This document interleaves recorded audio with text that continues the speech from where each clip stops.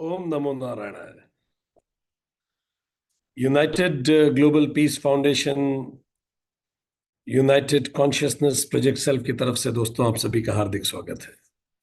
हम लोग रामचरितमानस सीरीज का अध्ययन कर रहे हैं और हम अरण्य कांड पढ़ रहे हैं। और आज सेशन नंबर 58 है। ये हम सूरत से टेलीकास्ट कर रहे हैं। ये संभव है कि कुछ इंटरनेट का फ्लक्चुएशन हो। आपका patience will be highly appreciated. So 3-4 internet connection shift करके we could reestablish the connection here. Sorry for delay. हम लोग अरण्य कांड में आज दोहा,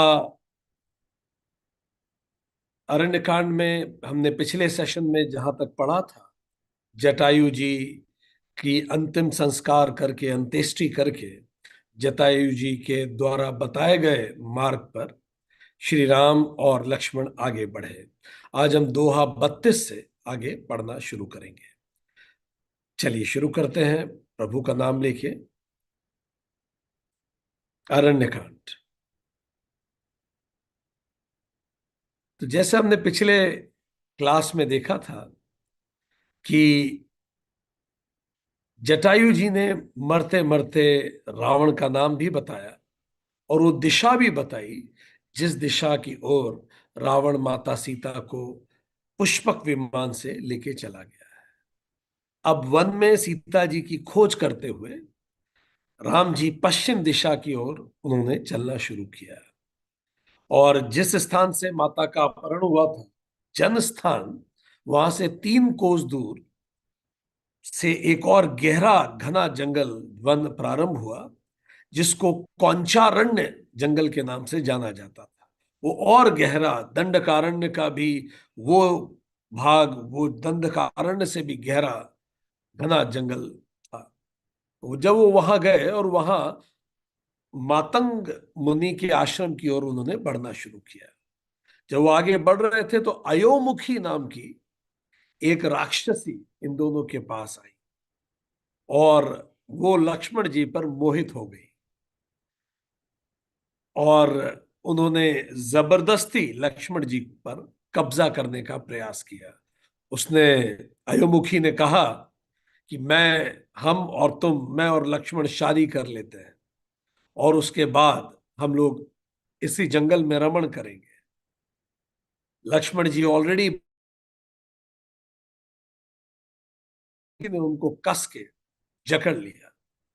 जब राक्षसी ने इस प्रकार जकड़ लिया और लक्ष्मण जी को उनकी इच्छा के विरुद्ध मजबूर किया कि वो उससे शादी करें और उसके साथ रहें, तो लक्ष्मण जी शत्रुसूदन है, वो क्रोध से जल उठे और उन्होंने तलवार निकाल के उस राक्षसी की संहार कर दिया। सो अब जैसे जैसे वो घने जंगल में जा रहे थे, वैसे वैसे और भयंकर जीवों से उनका मुकाबला हो रहा था, भयंकर राक्षसों से उनका मुकाबला हो रहा था। इसी कड़ी में जब वो और आगे बढ़े, तब कंबद नाम के एक राक्षस से अब उनका सामना होना था। कबंध, कबंध जो राक्षस थे, संकुल लता बिटप घन कानन, बहुखग मृग तह गज पंचानन, आवत पंथ कबंध निपाथा, ते ही सब कही साप के बाता। तो जब वो और आगे बढ़े तो उनको एक कबंध नाम का राक्षस उनके सामने आके खड़ा हुआ। ये राक्षस बड़ा भीषण था देखने में, क्योंकि उसका ना मस्तक था ना गला था, और केवल धड़ ही उसका स्वरूप था, और उसके पेट में ही उसका मुंह था। उसके पूरे शरीर में पैने और तीखे रोए थे, बिल्कुल पर्वत जैसा वो ऊंचा था। इतनी भयंकर उसकी आकृति थी, बिल्कुल काले मेघों के समान उसका काला शरीर था। जब वो आवाज गर्जना करता था तो ऐसा लगता था कहीं बिजली टूटी। और उसके मुंह से जो उसका धड़ था, सर तो था ही नहीं, उसके धड़ में एक बड़ी भयंकर सी आंख थी, बड़ी सी, जिसमें से ज्वाला निकलती हो मानो। और बड़ी बड़ी जवान उसके मुंह से निकल रही थी, और उसका मुंह भी उसके धड़ में ही था। उसकी दाढ़ें लपलपाती हुई जीभ, और वो वहां संहार करता था सारे पशुओं का। इतना भयंकर राक्षस को जब राम जी और लक्ष्मण जी ने देखा, और अब वो राम जी और लक्ष्मण जी का संहार करना चाहता था, कबंध।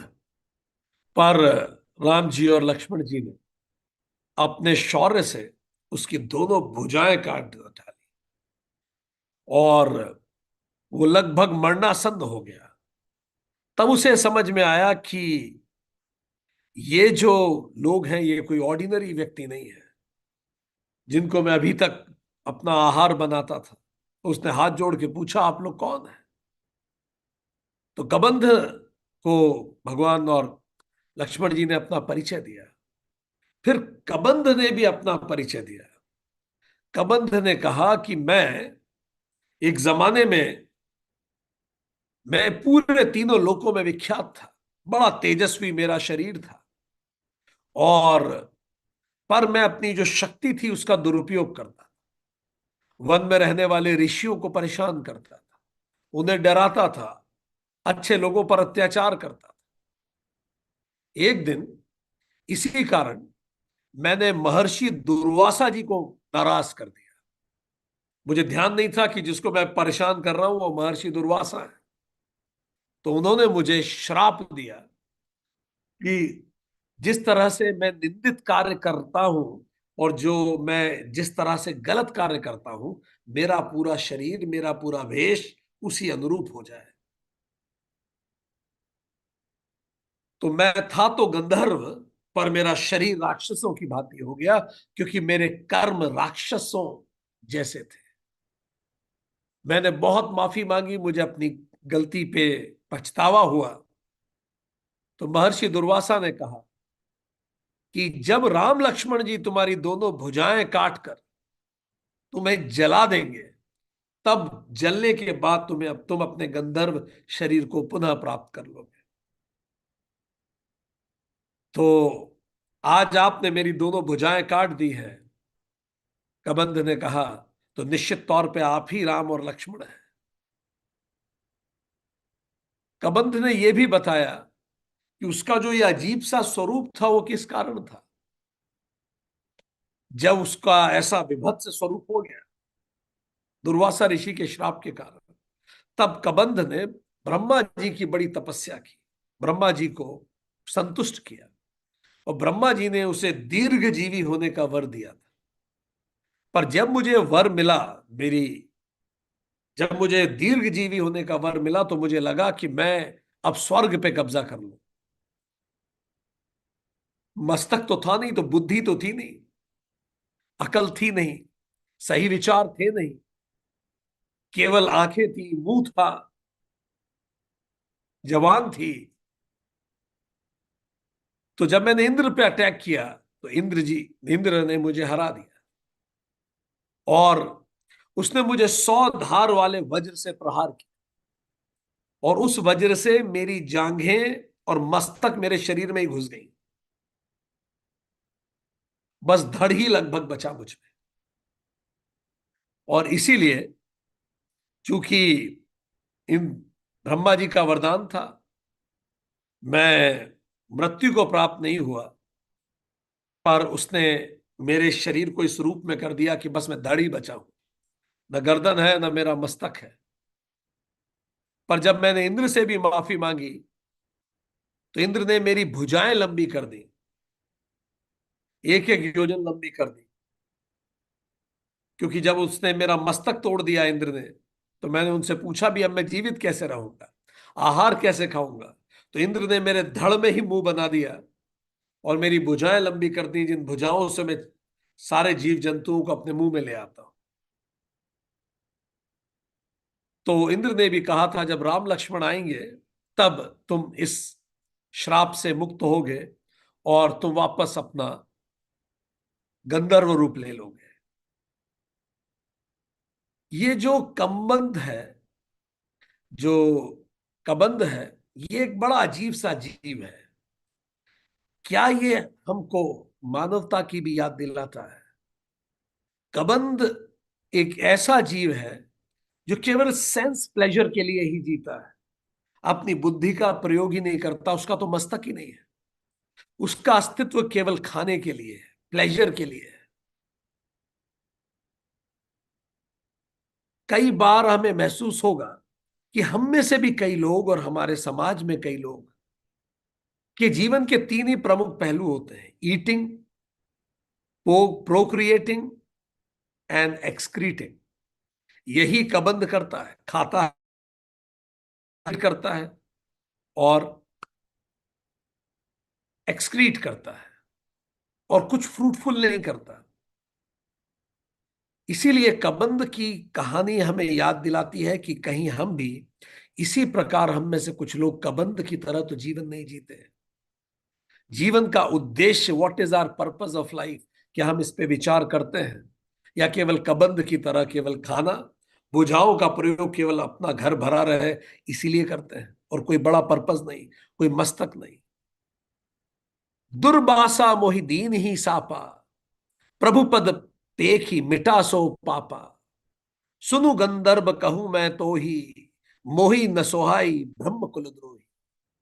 दुर्वासा जी ने श्राप दिया था, पर आप के द्वारा मृत्यु को अगर मैं प्राप्त होता हूं तो ये श्राप मिल जाएगा, मिट जाएगा। राम जी ने कहा, हे गंधर्व, मैं तुम्हें बताता हूं, ब्रह्म कुल से द्रोह करने वाला मुझे नहीं सुहाता। जो ब्रह्म ज्ञानी है, उससे अगर कोई द्रोह करता है तो ऐसे व्यक्ति को मैं माफ नहीं करता। रामचंद्र जी ने कहा कबंध को, कही निज धर्म ताही समुझावा, निज पद प्रीति देख मन भावा। रघुपति चरण कमल सिरुनाई, गयु गगन आपनी गति पाई। रामचंद्र जी ने फिर उसे पूरा भागवत धर्म समझाया, कटे हाथों से अंतिम सांसें वो गिन रहा।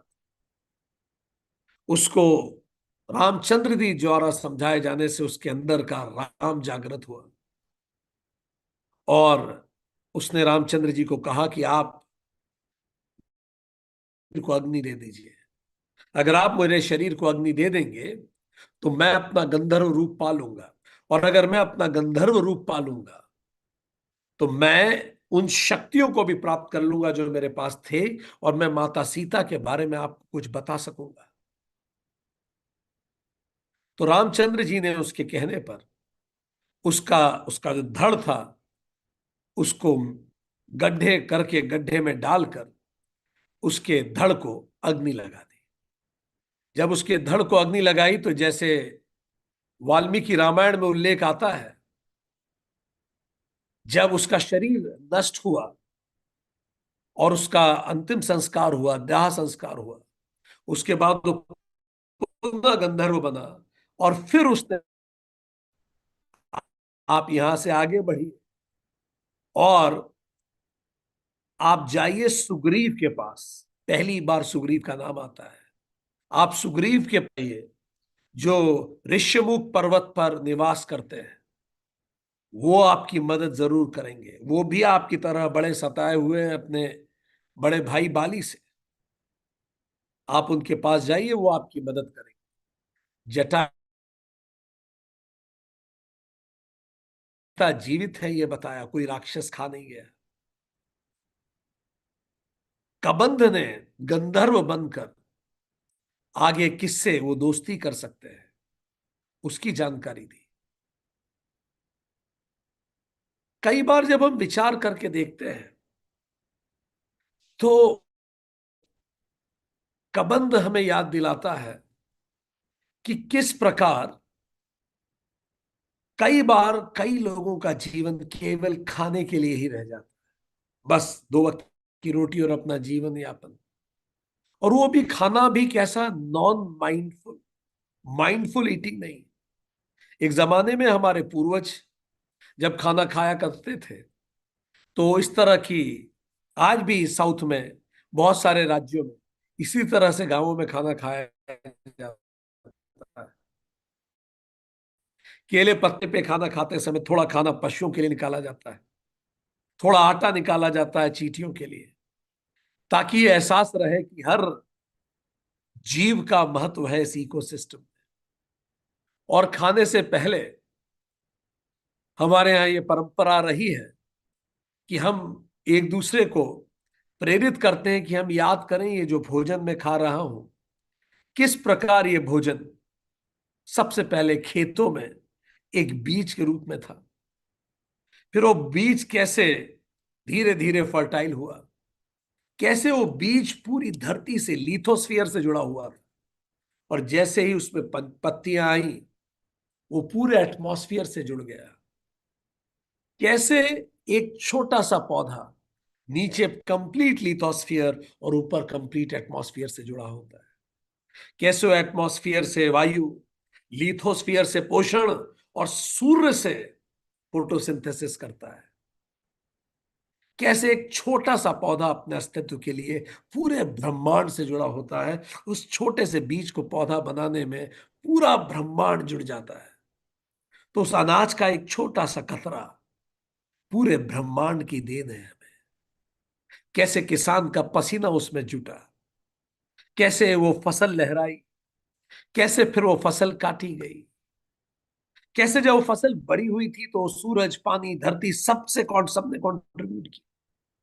फिर कैसे वो जब फसल आगे बढ़ी तो कैसे बुलक कार्ट से फसल मार्केट तक पहुंची, कितने सारे शॉपकीपर्स ने अपने भरण पोषण के लिए उस फसल का ट्रेड किया, फिर किस प्रकार वो फसल इतने तक पहुंची, फिर किस प्रकार हमारे किचन में हमारी माता जी ने भारत में मूलतः सस्टेनेबल ईटिंग हुआ करती, माइंडफुल ईटिंग होती थी। माइंडफुल ईटिंग का मतलब खाना खाते समय, कोर मुंह में रखते समय यह एहसास हम में होता था कि ये सब यूनिवर्स से कंट्रीब्यूट होके एक अन्न मेरे पास आया है, उसमें मेरी माँ का प्रेम है।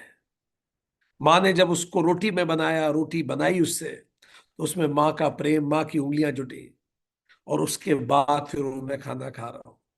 तो एक अन्न को खाते समय इतना माइंडफुल हो। पर अभी कई बार हम टीवी देखते हुए खाना खाते हैं, मोबाइल देखते हुए खाना खाते हैं। खाना अपने आप में मेडिटेशन हमारे पूर्वजों ने बनाया था। न केवल इतना ही, जब वो पत्तल पे खाना होता था तो खाना खाने के बाद जो पत्तल होती है वो जानवर खा लेते थे, गाय खा जाती थी, उससे गोबर प्रोड्यूस होता था, गोबर फिर उपयोग हो जाता था। खाना खाते समय पानी नहीं पिया जाता था, खाना खाने के बाद पानी पिया जाता था कुछ समय बाद। खाना खाने के बाद जो हाथ धोते थे तो लोग हाथ भी जाके पेड़ पौधों में धो लिया करते थे, तो वो जो हाथ धोने का पानी होता था, इवन वो पानी तक बेकार नहीं जाता था। Absolute sustainable eating. खाना खाते समय हम ना वातावरण ना इन्वायरमेंट को किसी रूप से पॉल्यूट नहीं करते थे। पर अब अनफॉर्चुनेट, जिसको हम डेवलपमेंट कहते हैं, खाना खाने के बाद जब हम बर्तन मांजते हैं तो उसमें बहुत सारे केमिकल्स डालते हैं खाने पे, हमारे बर्तनों पे। शुद्ध पानी लेते हैं और उसको केमिकल के पानी के साथ आउटपुट जाता है। तो इवन हर बार जब हम खाते हैं हम इन्वायरमेंट को डीजेनरेट करते हैं लॉट्स ऑफ केमिकल से, जिससे हम हमारे बर्तन धोते हैं। खाना छोड़ना, खाने के साथ इतने सारे केमिकल बर्तन को धोने में यूज करना, ये सब चीजें दिखाती है कि जिसको हम डेवलपमेंट कहते हैं, हम इन्वायरमेंट को पैरिश कर रहे हैं। और कबंध का जीवन हमें ये बताता है कि हम अश्योर करें कि हम हमारे जीवन में माइंडफुल और सस्टेनेबल लिविंग को अपनाएं, और कबंध की तरह जीवन ना हो कि जिसका मस्तिष्क ही ना हो, केवल भोग की सामग्री उसकी। तो जब आगे बताया कबंध ने कि अब आप उस तरफ बढ़िए जिस तरफ आपको मिलेंगे सुग्रीव, राम जी और लक्ष्मण जी उस तरफ बढ़ना शुरू हुए। ताहि दे गति राम उदारा, सबरी के आश्रम पगुधारा, सबरी देख राम ग्रह आए, मुनि के वचन समुझ जिय भाई। अब जब राम जी आगे बढ़े तो एक बहुत बड़ा घटना यहां होती है, बहुत बड़ी घटना। माता शबरी से मिलन होता है राम जी का। शबरी माता एक महान तेजस्वी स्त्री, बड़ी तपस्विनी थी। और जब वो उस तरफ आगे बढ़े, सुग्रीव की तरफ, तो इनसे इनकी मुलाकात हुई। वहां बड़े बड़े पर्वतों के बीच में उनका एक छोटी सी कुटिया थी, जो मतंग ऋषि का आश्रम की पास पास थी। और शबरी जी बड़ी तपस्विनी थी। दोनों भाइयों को आया देख के वहां उड़ के खड़ी हो गई। और उन्होंने बोला कि जब आप लोग चित्रकूट में पधारे थे, उस समय मेरे गुरु जी ने, जिनकी मैं सेवा करती थी, उन्होंने अंतिम पलों में मुझे बताया था कि तुम यहीं रहना, राम जी और लक्ष्मण जी आएंगे, उनसे मिलने पर ही तुम्हें अपने इस जीवन से मुक्ति मिलेगी। तो मैं तब से आपका ही इंतजार कर रही थी। मुझे पता था राम आएंगे, और बताया था गुरु ने। तो मुझे पूरा विश्वास था कि मेरे गुरु की बात खाली नहीं जाएगी। तो मातंग ऋषि के वचनों को सुन के शबरी आश्वस्त थी। और आज राम जी और लक्ष्मण जी उनके सामने। सरसज लोचन, बाहु बिसाला, जटा मुकुट सिर उर बनमाला, श्याम गौर सुंदर दुई भाई, सबरी परी चरण लपटाई। इतने सुंदर उनका रूप देख के राम जी को और लक्ष्मण, शबरी माता इंतजार कर रही थी, क्योंकि उनके गुरु मातंग ऋषि ने उन्हें बताया था कि राम जी आएंगे। और जैसे ही वो लोग पहुंचे, शबरी माता दोनों भाइयों के चरणों में उन्होंने प्रणाम किया और कहा कि मैं आपका ही इंतजार कर रही थी। प्रेम मगन मुख वचन न आवा, पुनि पुनि पद सरोज सिर नावा, सादर जल लय चरण पखारे, पुनि सुंदर आसन बैठारे। और बार बार उनके चरणों में शीश नवाते हुए दोनों के चरण धोकर उनको सुंदर आसनों पे बिठाया। शबरी जी बहुत भावुक हो गई थी राम जी को देख के। और जब राम जी वहां बैठे तो राम जी ने 6 क्वेश्चंस पूछे माता शबरी से। ये 6 क्वेश्चंस हम सबके लिए वो प्रश्न जो राम जी ने शबरी जी से पूछे थी। तो राम जी ने उनसे उनकी स्पिरिचुअल ग्रोथ के बारे में 6 क्वेश्चंस पूछे। जो क्वेश्चन है वो आपके सामने है। चलिए सुनते समय हम भी खुद से पूछते हैं। उन्होंने कहा, हे तपोधने, क्या तुमने सारे विघ्नों पर विजय पा ली है? अगर तुम स्पिरिचुअल ग्रोथ कर रही है, तो क्या तुमने जो 5 क्लेश हैं, सबसे बड़े विघ्न हैं, उन पर विजय पा ली है? अविद्या, अस्मिता, राग, द्वेष, अभिनिवेश, क्या इन पे तुमने विजय पा ली है?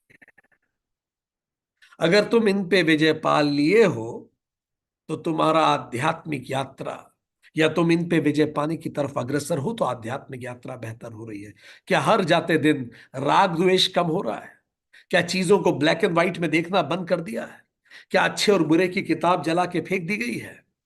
क्या हर चीज को एज इट इज देखना शुरू कर दिया है, साक्षी भाव से? क्या अभिनिवेश कम हुआ है? मृत्यु का भय तुम्हें कम हो गया है क्या? या फिर अभी भी चिंता सताती है, मेरे बाद बाकियों का क्या होगा, मेरे बिना कैसे चलेगा?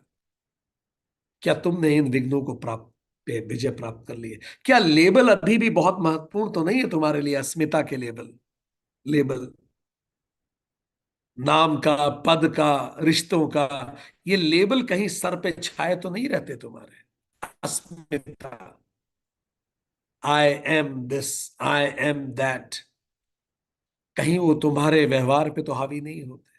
और अविद्या, इन सब पे विजय पाई है क्या? दूसरा, क्या तुम्हारी तपस्या पहले से बढ़ रही है? क्या तुम्हारी तपस्या पहले से गहरी हो रही है? लंबे समय तक तुम ध्यान लगा पाते हो क्या पहले की तुलना में? क्या ध्यान गहरा और लंबा हो रहा है? क्या तुमने क्रोध और अहंकार को काबू में पा लिया है? कि अभी भी क्रोध आता है बहुत? अगर गुस्सा आता है तो आध्यात्मिक प्रगति नहीं हो रही। जितना आता है उतनी प्रगति नहीं हो रही। राम जी ने पूछा क्रोध कम हुआ है कि नहीं? कितने लोगों का क्रोध कम हुआ है? हाथ खड़ा करें, क्विक। बहुत अच्छा। चलिए, क्या अहंकार काबू में आया है? कितने लोगों ने रिलेटिवली अब अपने अहंकार को पहले से जल्दी देखने लगे हैं? समझ में आने लगा है कि देखो ये अहंकार के कारण है जो कुछ हो रहा है। कितने लोगों के साथ ऐसा हो रहा है? Very nice, very nice. एक अधिकारी ने हमसे शेयर किया कि जब वो जिम गए तो जल्दी जल्दी में जिम चले गए।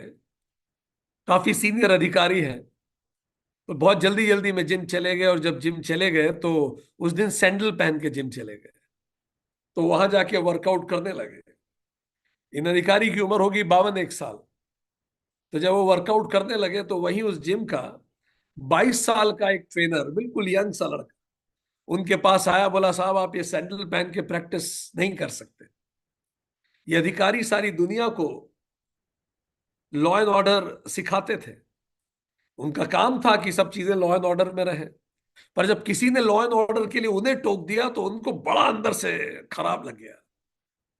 तो उन्होंने कहा, यार आज मैं भूल गया। अच्छा, बाकी कि इतने बड़े अधिकारी, इन्होंने बताया नहीं था। बस केवल उस जिम के ओनर को पता था, और किसी को नहीं पता था। तो ये फिर से वर्कआउट करने लगे, उसको नजरअंदाज करके। 3 4 बार उछले होंगे कि अचानक वो फिर से आ गया 21 साल का लड़का। कहता है, साहब मैंने आपको रिक्वेस्ट किया है कि आप ये सैंडल पहन के ना करें, बाहर जूते रखे हुए हैं हम लोगों ने एक्स्ट्रा, आप वो जूते पहन लीजिए। उन्होंने कहा, नहीं मैं किसी और के जूते या ऐसे फालतू के जूते नहीं पहनूंगा। और फिर कहीं और जाके फिर वर्कआउट शुरू किया, वार्म अप। वो लड़का तो जैसे पीछे ही पड़ गया, फिर आ गया और फिर बोला कि सर आप ऐसे मत कीजिए। उनको बड़ा तेज गुस्सा आया जब तीसरी बार टोका। 4 लोग देख भी रहे थे, जैसा उन्होंने हमें बताया, आंखों देखी। वो तुरंत गए, उन्होंने अपना जैकेट लिया और क्रोध में वहां से निकल लिए। जो जिम से जाने लगे तो दरवाजे पे एक दूसरा ट्रेनर मिला, उसने जाते देखा और उन्होंने बताया कि ऐसा यार सैंडल पहन के आ गया हूं तो ये इतना परेशान कर रहा है। तो दूसरे ट्रेनर ने बोला, चलिए मैं बात करता हूं। वो अंदर आया उसके साथ। फिर अंदर आके दूसरे ट्रेनर में भी ने भी धीरे से कान में बोला, साहब आपको जूते नहीं पहनने, मत पहनिए, बस आप ये सैंडल उतार के नंगे पैर कर लीजिए। अब इतना कुछ हो चुका था कि ये भी, चलो इन्होंने सैंडल उतार के नंगे पैर करना शुरू की एक्सरसाइज। और अंदर ही अंदर इनको ये बात बुरी लग रही थी कि ये ऐसा लड़का मुझे।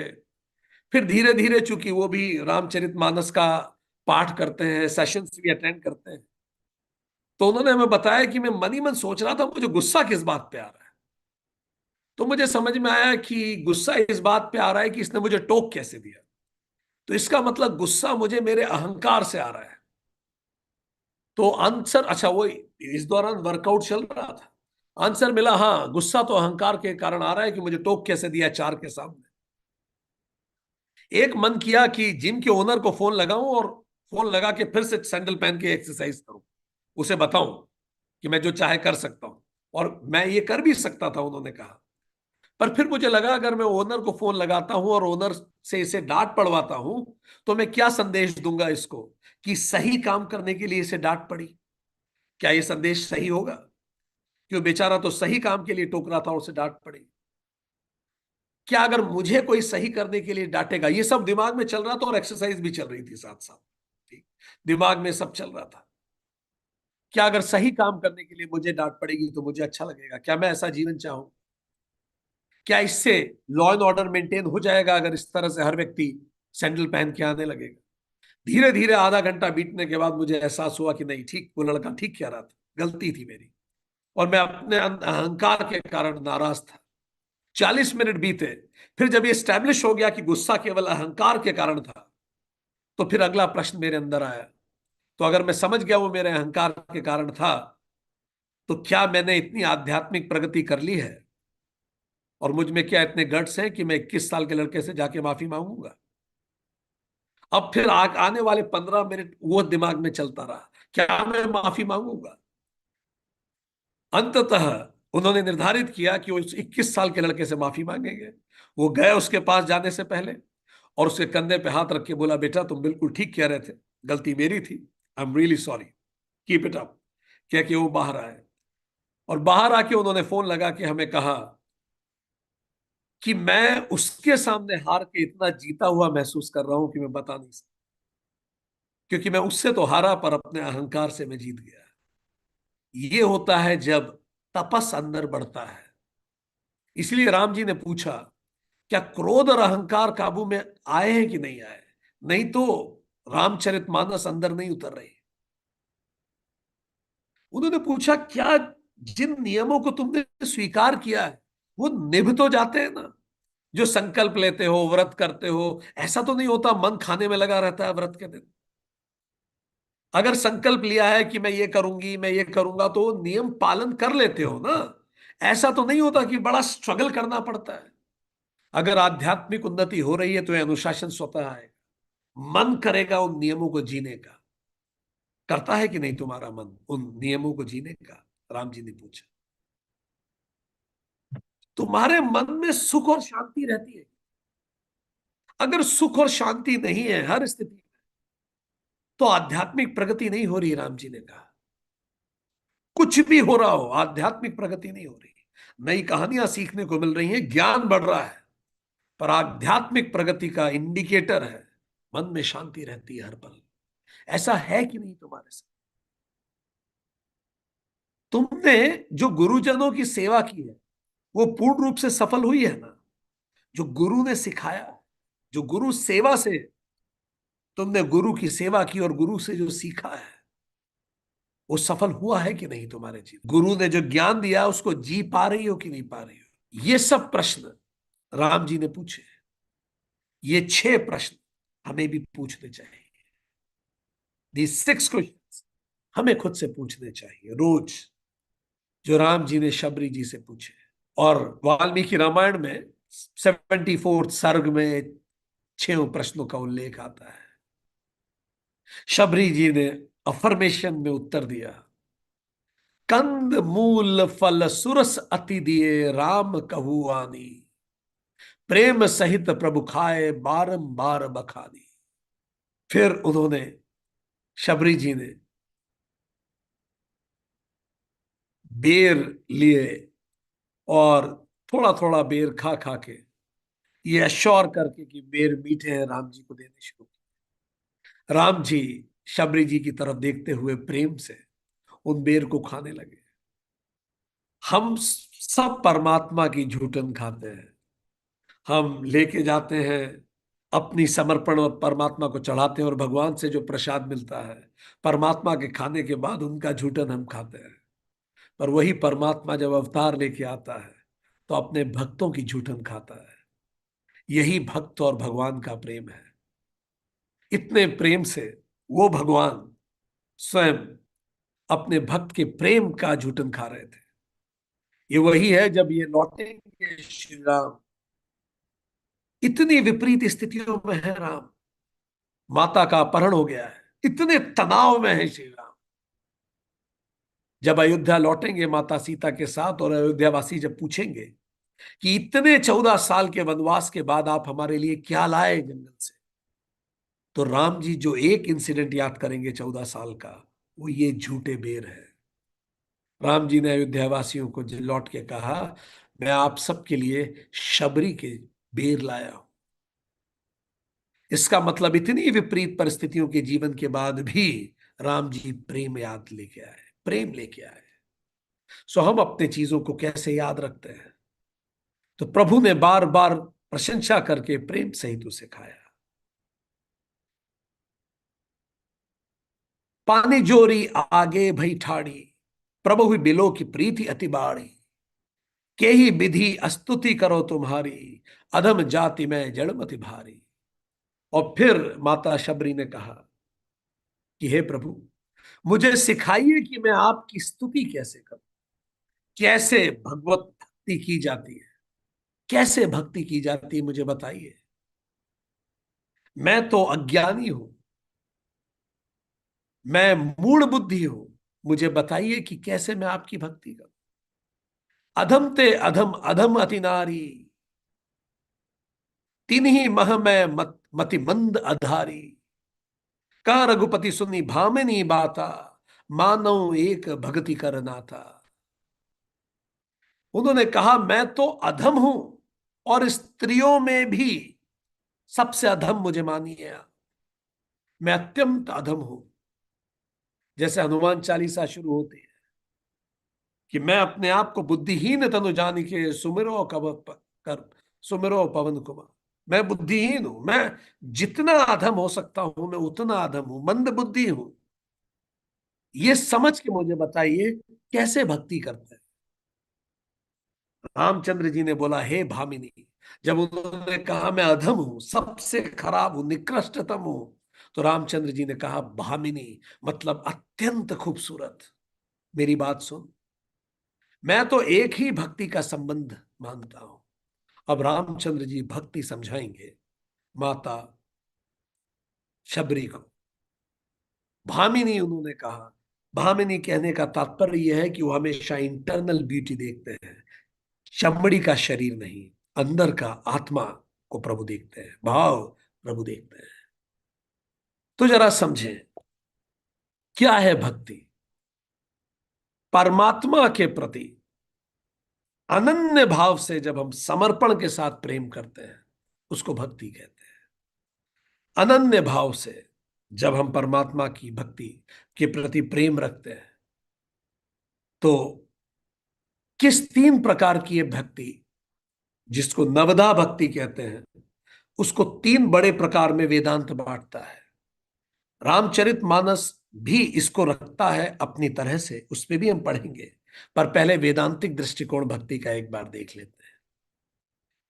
भक्ति परमात्मा या कोई भी उच्च उसके प्रति सेवा भाव से समर्पण है। सेवा भाव से जब हम समर्पित होकर किसी भी हायर के लिए कुछ करते हैं उसको भक्ति कहते हैं। सेवा भाव, समर्पण, हायर, ये तीनों एलिमेंट्स आर मस्ट। सेवा भाव होना जरूरी है, समर्पित बुद्धि होना जरूरी है, और वो higher than us, that entity. जब ये तीनों चीजें होती हैं तो हम कहेंगे हम भक्ति कर रहे हैं। ठीक। तो भक्ति का वेदांत कहता है तीन दृष्टिकोण है। पहला दृष्टिकोण भावना दृष्टया भक्ति, भावना के आधार पर भक्ति। तो भावना के आधार पर भक्ति का तात्पर्य यह है कि हम किस भावना से भगवान की भक्ति करते हैं। तो तीन भावना है। या तो ईश्वर को संसाधन के रूप में हम भक्ति करें।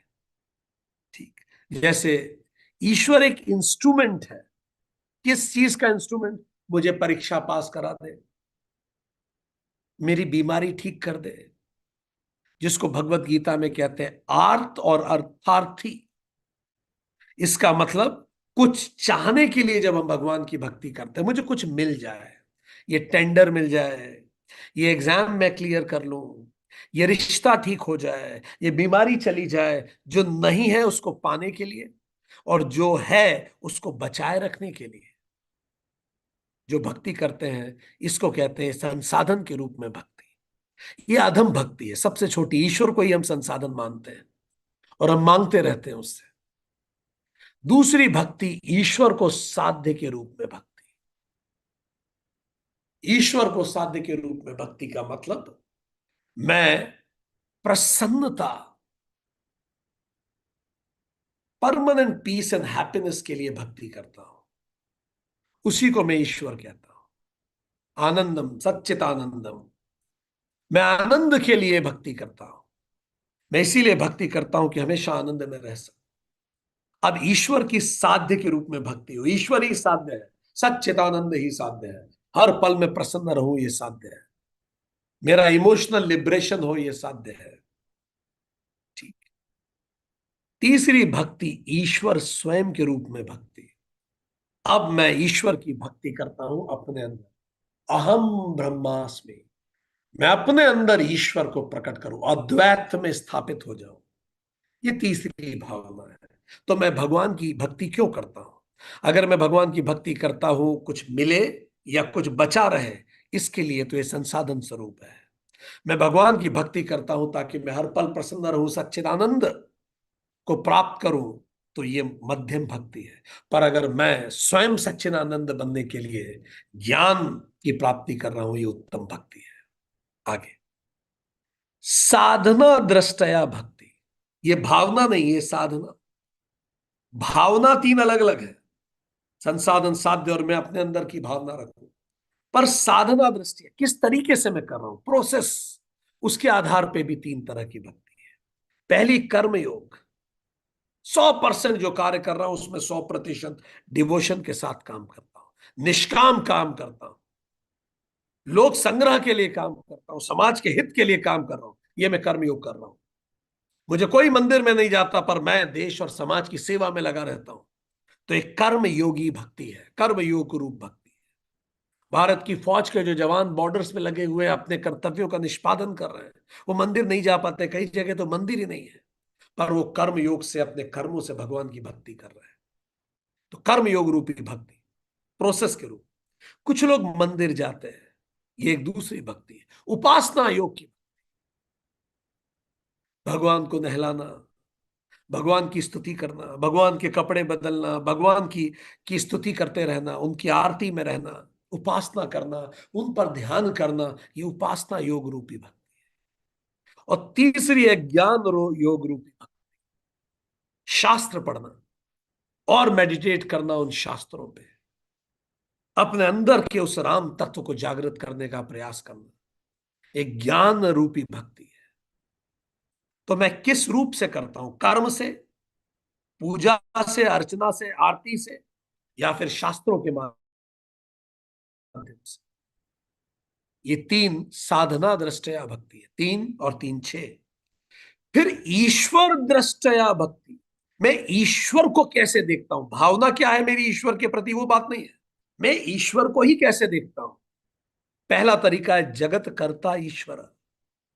इसका मतलब जगत कर्ता, द क्रिएटर गॉड, मैं ऐसे ईश्वर को मानता हूं जिसने पूरी सृष्टि की रचना की। वो एक ईश्वर जिसने सारी सृष्टि की रचना की है, उसी को मैं मूर्ति में पूजता हूं। वो ईश्वर विष्णु, भगवान विष्णु, जो सबको चलाते हैं, चलायमान रखते हैं। तो इसीलिए क्रिश्चियन, बौद्ध, जैन मूर्ति पूजा करते हैं। हालांकि जैन ईश्वर कंसेप्ट नहीं मानते, पर फिर भी मूर्ति पूजा। सो एक रूप ईश्वर भक्ति, एक भगवान है, एक ओमकार है। सो एक ईश्वर है जिसने पूरी जगत को रचा है, ऐसे एक ईश्वर की। पर कई ईश्वर को अलग तरह से देखते हैं। अगर ये पूरा जगत उस ईश्वर ने बनाया है, तो जब कुछ नहीं था तो मटेरियल कहां से आया जगत को बनाने का। अगर जगत बना है तो कोई तो मटेरियल होगा। तब ये आता है जगत कारण ईश्वर। इसका मतलब जब कुछ नहीं था तो मटेरियल कहां से, तो ईश्वर स्वयं वो मटेरियल बना। सो ईश्वर itself manifested itself as the world. ईश्वर स्वयं इस जगत में मैनिफेस्ट हुआ। सो ईश्वर ही जगत का कारण बना। वही पेड़ों में है, वही पर्वत में है, वही हवाओं में है, वही हर तरफ है, वही पशुओं में है, वही मनुष्यों में है। हम सब का कारण वो है, वही मटेरियल है जिससे सब कुछ बना है। मतलब मिट्टी से हाथी बन गया, मिट्टी से घोड़ा बन गया, मिट्टी से बर्तन बन गया, मिट्टी से सब कुछ बन गया। तो ईश्वर ही वो मिट्टी, जगत कारण ईश्वर। तो ऐसी जगह आप ईश्वर को बहुरूप पूजेंगे, जैसे ताओ प्रकृति पूजा करते हैं, जैसे कई जैन संप्रदाय में भी प्रकृति की कई चीजों की पूजा होती है। पारसी प्रकृति पूजा करते हैं, अग्नि पूजा करते हैं। पर अगर ईश्वर ही ये जगत बना है तो फिर जगत में इतनी नेगेटिविटी क्यों है, इतनी हिंसा क्यों है। तो क्या ये हिंसा ईश्वर कर रहा है जो पूरी दुनिया में हो रही है। तब ये तीसरा विचार आता है, जगत अधिष्ठान ईश्वर, God is the substratum of whole world. अरूप ईश्वर, निर्गुण ईश्वर। इसका क्या मतलब, इसका मतलब यह है कि जब हम मिट्टी का हाथी बना लेते हैं तो उस हाथी में तो मिट्टी की सारी क्वालिटीज होती हैं, पर मिट्टी में हाथी की सारी क्वालिटीज नहीं आ जाती। हाथी में मिट्टी की सारी क्वालिटीज होंगी, पर मिट्टी में हाथी की क्वालिटीज नहीं आ जाती। हमने हाथी बना लिया, उसका अगर पैर थोड़ा छोटा छोटा बन गया तो हाथी गिर जाएगा, हाथी खड़ा नहीं रह पाएगा। पर उसमें मिट्टी है, मिट्टी रहेगी। अगर हाथी दिव्यांग है तो मिट्टी दिव्यांग नहीं हो जाती। तो इस तरह से अगर मैं गलत कर रहा हूं तो ईश्वर गलत नहीं हो जाता। हाथी की क्वालिटीज मिट्टी में नहीं आती, मिट्टी की क्वालिटीज ईश्वर में आती, हाथी में आती है। सो इस तरह से जैसे अग्नि है, आप जब अग्नि को छूते हैं तो हाथ जल जाता है। अब कहने का तरीका, ये दोनों बातें सही हैं। अग्नि ने जला दिया, पर यह भी तो सही है मैंने हाथ डाला इसलिए जला। ये दोनों बातें सच है। अग्नि ने जला दिया, ये बात बिल्कुल सच है। पर यह बात भी सच है कि मैंने हाथ डाला था। इसलिए भगवान कृष्ण गीता में एक तरफ कहते हैं मैं तुम्हारे पाप पुण्य नहीं लेता, तुम्हारे ही कर्म है, तुम भुगतते हो, मैं कुछ नहीं लेता। इसका मतलब तुम आग में हाथ डालते हो तो जल जाएगा। और दूसरी तरफ कृष्ण कहते हैं सब कुछ मैं ही संचालित करता हूं। इसका मतलब अग्नि हाथ जला रही है, अग्नि संचालित कर रही है बर्निंग की प्रोसेस को, ये सच है। पर यह भी तो सच है कि मैं अपने कर्मों से जलता हूं, अग्नि नहीं जला रही। मैं हाथ दे रहा हूं इसलिए चल रहा हूं। तो इसी तरह से भगवत गीता में अगर आप देखेंगे तो तीनों तरह के ईश्वरों की बात होती है। भगवान तीनों रूप की भक्ति की बात करते हैं। परम अक्षर अविनाशी तत्व ब्रह्म हूं, वो कह रहे हैं अरूप ईश्वर, निर्गुण ईश्वर।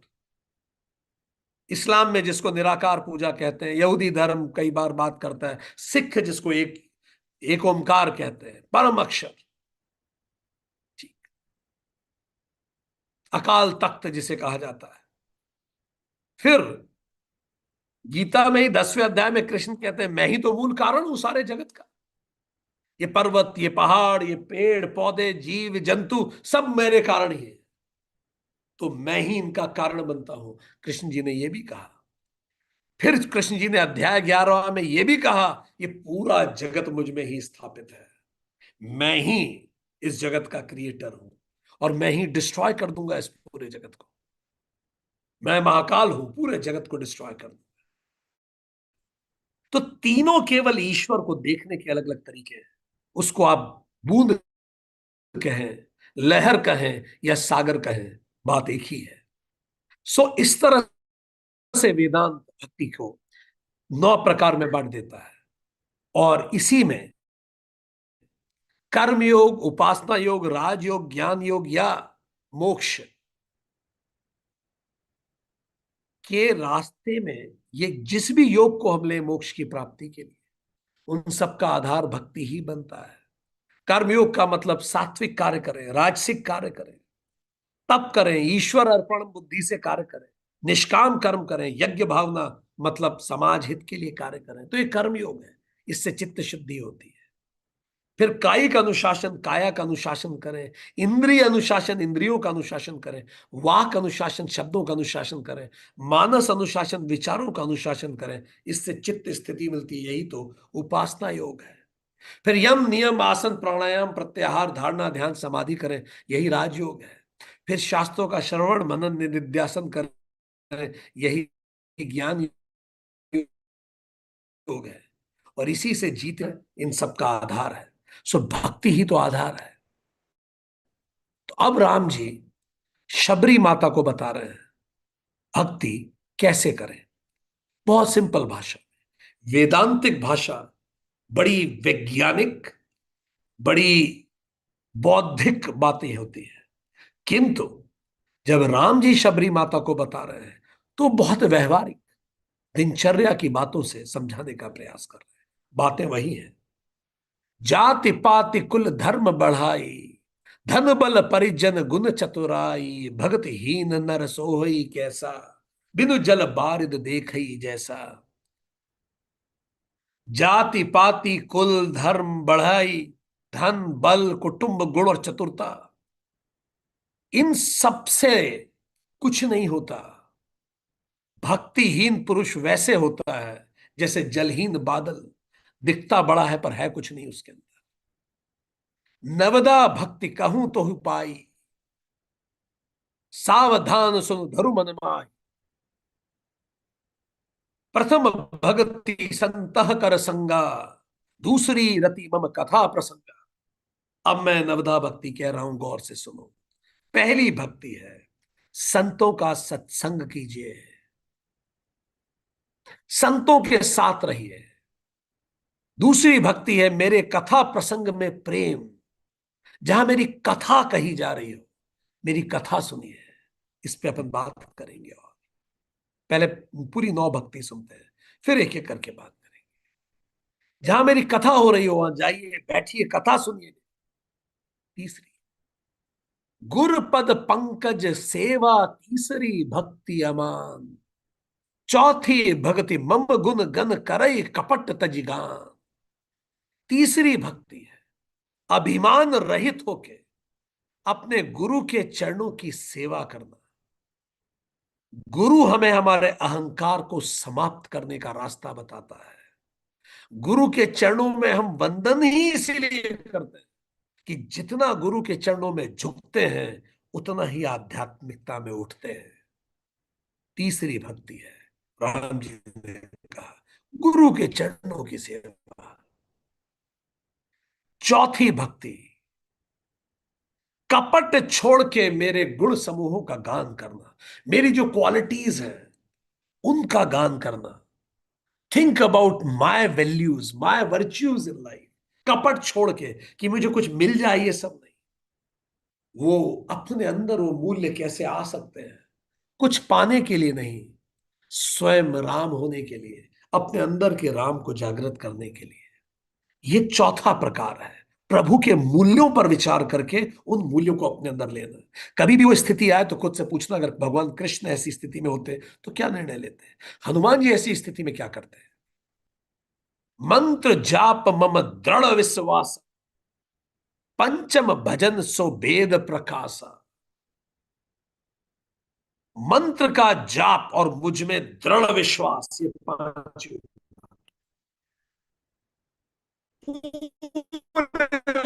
मंत्र का अर्थ समझकर पूरे दृढ़ विश्वास के साथ मंत्र का जाप कर, इससे हम उस मंत्र की ऊर्जा को जागृत करते हैं और अंततः हम उसके भाव से जुड़ के अपना आध्यात्मिक विकास करते हैं। छठ दम सील बिरति बहु कर्मा, निरत निरंतर सज्जन धर्मा। छठी भक्ति है इंद्रियों पर कंट्रोल करना, सबसे अच्छा आचरण करना, बहुत कार्यों से वैराग्य, और निरंतर संत पुरुषों के सेवा में लगे रहना, उनके अधर्म आचरण में लगे रहना। शील, हाई इन कैरेक्टर, इंद्रियों का कंट्रोल, ये सब भी भक्ति है। इंद्रियों का कंट्रोल भी प्रभु भक्ति है। जब मैं सेल्फ कंट्रोल करता हूं, चरित्र उन्नयन करता हूं, लोअर को छोड़ता हूं, हायर को एम्ब्रेस करता हूं, वैराग्य को धारण करता हूं, तो ये सब भी भक्ति ही है। सातव सम मोह मैं जग देखा, मोते संत अधिक करी लेखा। सातवीं भक्ति है सारे जगत को राममय देखना और संतों को मुझसे भी अधिक करके मानना। जो संत लोग हैं उनमें ही राम देखना, उनको स्वयं राम के प्रकार देखना, राम रूप में देखना, और पूरे जगत को राममय देखना। अगर आपको आसपास की हर चीज में राम दिखते हैं तो ये एक भक्ति है। आप मंदिर ना भी जा रहे हो, आप भजन कीर्तन ना भी कर रहे हो, पर अगर आपको हर व्यक्ति में राम दिखता है तो ये भक्ति है। राम जी ने कहा, आठव जथा लाभ संतोषा, सपने हूं नहीं देखई पर दोषा। आठवीं भक्ति है जो मिल जाए उसमें संतोष कर, और स्वप्न में भी दूसरों की गॉसिप ना करना, दूसरों के दुर्गुण ना देखना। सब में जब राम देखेंगे तो दुर्गुण नहीं दिखेंगे, सब में वो देखना कि उसमें क्या अच्छा है, और अगर उसके दुर्गुण दिखाई भी दे तो उसे उसके कर्मों पे और ईश्वर पे छोड़ देना, उस पे विचार न कर। जो मिला है, जो प्राप्त है, सो पर्याप्त है। अपना 100% दीजिए और जो मिल जाए वो उसके लिए संतोष कर। गिव योर बेस्ट, एंड जो कुछ मिले फिर उसको स्वीकार कर, संतुष्ट होकर। जो कर सकते थे सब किया, अब जो मिला है वो स्वीकार, उसमें संतोष। अगर ये भाव से आप जी रहे हैं, ये भक्ति है। नवम सरल सब सन छल ही न, मम भरोस ही हर्ष न दीना। नवी भक्ति है सरलता और सबके साथ कपट रहित व्यवहार का। हृदय में मेरा भरोसा रखना और किसी भी अवस्था में हर्ष या विषाद का ना होना। हर्ष और विषाद तभी होता है जब ईश्वर में भरोसा कम हो। अगर हमें 100% भी भरोसा है कि वही करता धरता है, वही सब करेगा, वही करने वाला है, तो मैं क्यों दुखी हूं? मेरा दुखी होना यह बताता है कि मेरा भक्ति, मेरा श्रद्धा कमजोर है।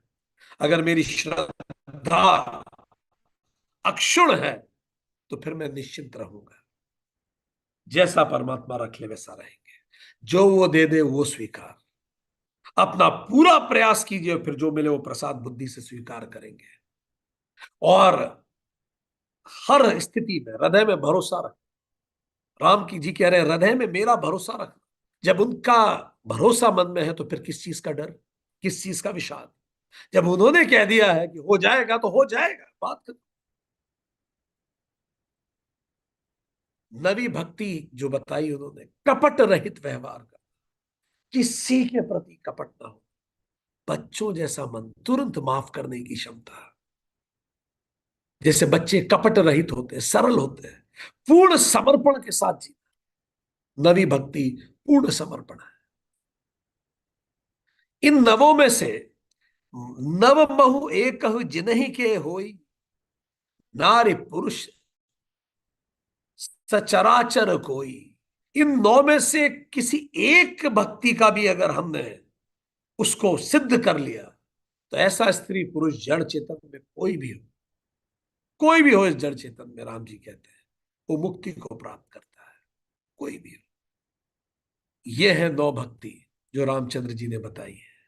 संत सत्संग, लीला प्रसंग और चिंतन व गुणगान, गुरु की सेवा, भगवान का कीर्तन करना, भगवान के मंत्रों का जाप करना, इंद्रियों को नियंत्रित करना, प्रत्येक जीव में परमात्मा देखना, जो प्राप्त है वो पर्याप्त है, भाव से जीना, किसी भी स्थिति में ये विश्वास रखना कि वो है, हम उसी के सहारे हैं, और अंतिम सरलता के साथ पूर्ण समर्पण कर देना। ये नौ भक्ति को अपने जीवन में अपनाना है हमें। इनको जीना शुरू करें। राम जी ने कहा, सत्संग संग, सत्यनिष्ठ रहना, अहंकार रहित सत्संग लोगों के साथ रहिए। आइडेंटिफाई ऐसे लोगों को कीजिए जिसमें अहंकार नहीं हो, कम से कम अहंकार हो, उनके साथ रहिए। आपका अहंकार भी कम होने लगेगा। कंपनी प्रभावित करती है। सत्यनिष्ठ अहंकार रहित लोगों के साथ रहना। जैसे वाल्मीकि रत्नाकर डाकू नारद जी के साथ हो गए और ऋषि बन गए। विवेकशील लोगों के साथ रहने से बिना बात का आडंबर से दूर होते हैं। अगर हम भटके हुए हैं तो ऐसे लोगों को ढूंढिए, इन लोगों के साथ रहिए जो विवेकशील है, अहंकार जिनमें न्यून है, सत्यनिष्ठ है, ऐसे लोगों का साथ कीजिए। Can we start doing it for life? For sure. Let's identify those people who are righteous around us और इनके रेगुलर टच में रहते हैं। चलिए शुरू करें सत्संग, संतों का सत्संग। दूसरा, कथा श्रवण, ईश्वर लीला को सुनना। जब परीक्षित जी जो थे, अभिमन्यु पुत्र परीक्षित, जब एक बार अपने अहंकार में आके ऋषि शमिक जो ध्यानस्थ ध्यान में थे, उनके जब उन्होंने देखा कि राजा के बोलने की पे भी ऋषि ने उत्तर नहीं दिया, तो राजा परीक्षित को क्रोध आ गया। क्रोध में उन्होंने ऋषि के कंधे पे, ध्यान में थे ऋषि, सांप फेंक दिया, उनके गले में सांप डाल दिया। उनके पुत्र श्रृंगी ने देखा कि पिता के गले में, ध्यान में बैठे हुए पिता के गले में इसने सांप डाल दिया। तो उन्होंने परीक्षित को श्राप दिया कि सांप के डसने से ही तेरी मृत्यु हो जाएगी 7 दिन के भीतर। घबरा गए वो, और घबरा के शुकदेव जी के पास गए, और शुकदेव जी ने उन्हें 8 दिन 8 रात, 7 दिन 7 रात लगातार भागवत कथा सुनाई। इतने ध्यान से उन्होंने कथा को सुना, बिना खाए पिए सोए कथा में लीन रहे, और कथा को सुनते सुनते उनके अंदर के सारे भय समाप्त, निर्भय हो गए। इतना भगवान की भक्ति में उनका स्थिर चित्त हो गया कि जीवन मृत्यु मैटर नहीं करता। इसीलिए कहते हैं वक्ता शुकदेव जैसा हो और श्रोता परीक्षित सा हो। तीसरा, गुरु सेवा, गुरु पद पंकज सेवा, अभिमान रहित गुरु की सेवा। रामचंद्र जी को विश्वामित्र जी लेने आए, रामचंद्र जी ने आज्ञा पालन करते हुए जो गुरु ने कहा वो किया। गुरु सेवा, आज्ञा पालन करना गुरु की, गुरु को की सेवा करना, गुरु के भाव को समझ के उस भाव के अनुरूप जीना, अपनी क्षमता अनुरूप गुरु की जितनी सेवा कर सकते हैं करना, ये तीसरी भक्ति है, श्री राम जी ने कहा। क्योंकि गुरु माध्यम बनता है मेरे और परमात्मा के बीच में, वो रास्ता सुझाता है, वो याद दिलाता है, अहंकार को समाप्त करता है। चौथा, गुणगान, कीर्तन करना भगवान का, कपट त्याग कर कीर्तन करना, जैसे नारद करते हैं, कोई पर्सनल इंटरेस्ट से नहीं। मैं कीर्तन इसलिए नहीं कर रहा हूं कि ये हो जाएगा तो कीर्तन करूंगा, और ये हो जाएगा तो सुंदरकांड कराऊंगा, नहीं नहीं नहीं। सुंदर कपट, कोई इंटरेस्ट नहीं, निस्वार्थ होके सुंदरकांड, भजन कर, कीर्तन, अहंकार शून्यता उसमें डूबे रहना, उसके साथ कीर्तन करना। जिन लोगों को संगीत में इंटरेस्ट आता है, they must go for it. अगर कोई अनुशासित और कर्मशील है, उसको गुरु सेवा साधनी चाहिए। कोई भाव प्रधान है तो उसको ईश्वर का, यहां से वो शुरू कर सकता, ईश्वर लीला सुने, करना सब है, कहीं से भी शुरू करे, भजन कीर्तन करे, डूब जाए उसमें। फिर नाम जप, नाम स्मरण करना, नियमित रूप से भगवान का नाम, कई लोग लिखते हैं, कई लोग बोलते हैं, लगातार भगवान के नाम को अपने ध्यान में लेते रहना, अजब जप करना, मन में बोलते रहना राम नाम। जब अजब करते हैं तो अवेयरनेस बनी रहती है, अवेयरनेस बनी रहने से साक्षी भाव जागृत रहता है, और साक्षी भाव के जागृत रहने से गलती नहीं होती। अजामिल की कहानी हम सब ने पढ़ी है, हम पहले भी पढ़ा चुके हैं।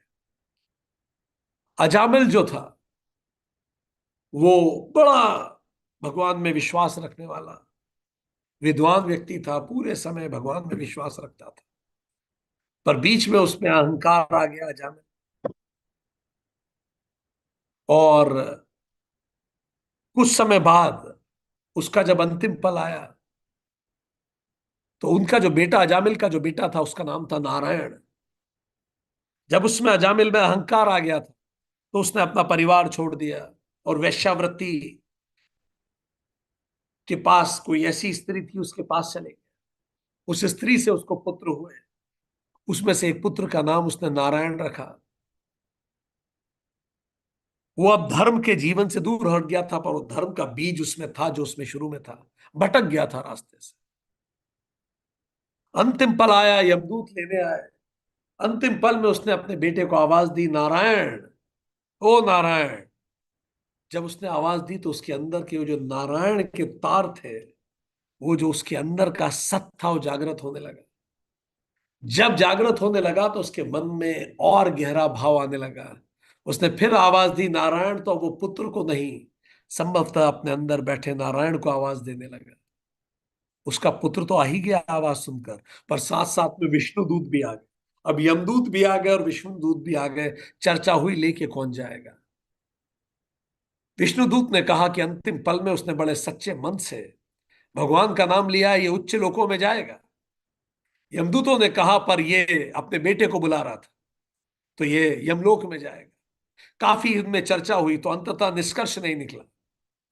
तो जब निष्कर्ष नहीं निकला तो दोनों ने थोड़ा और इंतजार करने का निर्धारित किया कि थोड़ा और रुकते हैं, देखते हैं ये बेटे को याद कर रहा था कि भगवान को याद कर रहा था। कुछ समय बाद उन्होंने वेट किया, तो कुछ समय बाद एहसास हुआ कि अजामिल वास्तव में भगवान को याद करने लगा था बेटे को याद करते करते, क्योंकि उसका नाम नारायण था बच्चे का। तो अंततः विष्णु दूत उसे लेके गए हायर लोक में। भगवान कृष्ण भी कहते हैं अंतिम पलों में जो भाव आपके अंदर आता है वो बड़ा कीमती पल होता है। सो नाम जप करते रहिए, सजगता हमेशा बनी रहेगी। अंतिम पल में भी ये नाम जप साथ में रहेगा और इससे पवित्रता बनी रहेगी। भगवान का नाम लेके हम गलत काम नहीं कर सकते। गलत काम कर रहे होते हैं और भगवान की मूर्ति भी सामने होती है तो संकोच होने लगता है। इसलिए जब नाम जप चलता है तो अंदर पवित्रता बनी रहती है।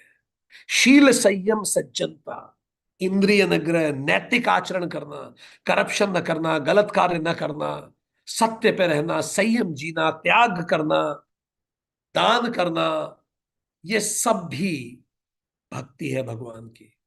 आप मंदिर नहीं जा रहे हैं और आप ये कर रहे हैं तो राजा हरिश्चंद्र की तरह सत्यनिष्ठ होकर, संयम होकर, त्याग करके हमें अपना जीवन जीना चाहिए। प्रशासक है, नेता है, वो इस प्रकार की भक्ति कर सकते हैं। जन सेवा ही मानव सेवा ही माधव सेवा। अगर आप गृहस्थ हैं, बहुत ही ज्यादा व्यस्त है, तो नाम जप करिए। अपनी नौकरी में, अपने बिजनेस में फ्री बैठे हैं, राम राम राम लिखना चालू कीजिए अपनी डायरी में। मन बंद जाएगा राम लिखते हुए। बस में जा रहे हैं, 100 बार चैंटिंग कर लीजिए राम की। ये कर सकते हैं, हनुमान की कीजिए। सातवीं समभाव राममय दृष्टि। जगत में हर तरफ राम को देखना, राममय दृष्टि हो जाना। कोई परिपक्व साधक है वो ये कर सकता है, जैसे प्रहलाद थे, हर तरफ उन्हें राम दिखते थे। ये भी एक भक्ति का तरीका है। संतोष, जो मिले उसमें संतोष, जैसे कबीर जी थे।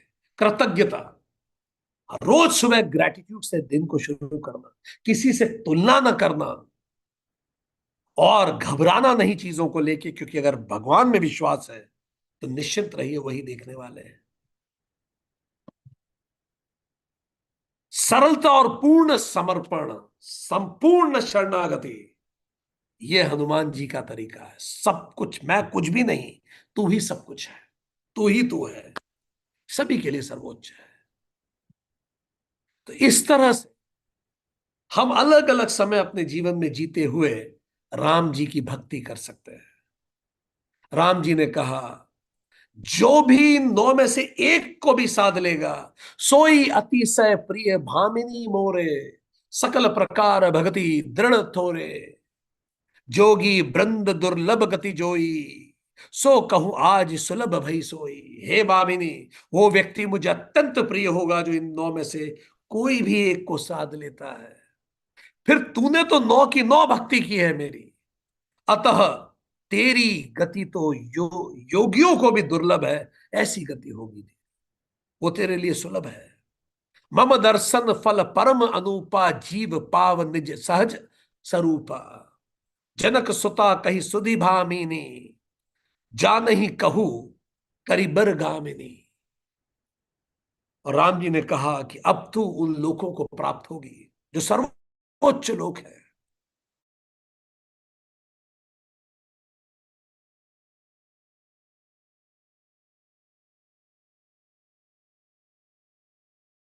हो मेरी पत्नी के बारे में, मेरी सीता के बारे में। तो उन्होंने कहा, शबरी माता ने, पंपा सर ही जाऊ रघुराई, तह होई सुग्रीव मिताई, सो सब कहीं देव रघुबीरा, जानत हूं पूछहु मति धीरा। तब शबरी जी ने कहा, हे रघुनाथ जी, आप पंप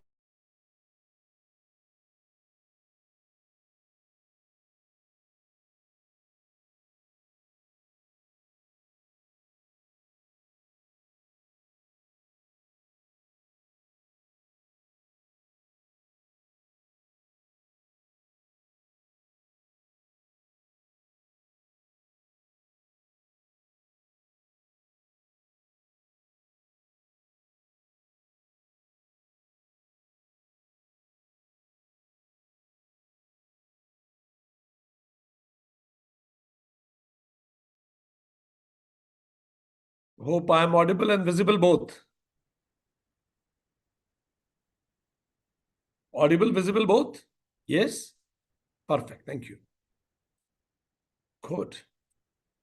आज हम लोगों की भक्ति का भी परीक्षण था, इंटरनेट ने लिया, और हम लोग लगभग पास हो ही गए हैं। थोड़ा समय बाद हम डिस्टिंक्शन से पास हो जाएंगे सबके सब। ठीक।